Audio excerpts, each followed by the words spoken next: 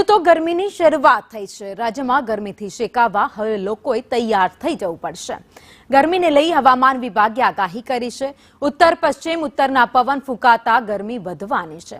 રાજ્યમાં ગરમીનો રાઉન્ડ શરૂ થશે તો રાજ્યમાં ગરમીનો પારો 37 થી 38 રહેવાનું પણ અનુમાન લગાવાઈ રહ્યું છે। આગામી 5 દિવસમાં તાપમાન 3 થી 5 ડિગ્રી વધવાનું છે।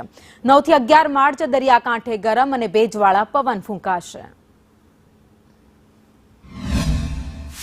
दिनों के लिए जो गुजरात के लिए फोरकास्ट है इसमें ड्राई वेदर प्रिवेल करेगा और मैक्सिमम टेम्परेचर की बात करेंगे तो आने वाले 5 दिनों के लिए मैक्सिमम टेम्परेचर में 3 से 5 डिग्री की बढ़ोतरी का पूर्वानुमान है और मिनिमम टेम्परेचर में भी 3 से 5 डिग्री का बढ़ोतरी का पूर्वानुमान है। डे 3, डे 4 और डे 5 को डिस्कम्फर्ट कंडीशन प्रिवेल करेगी due to hot and humid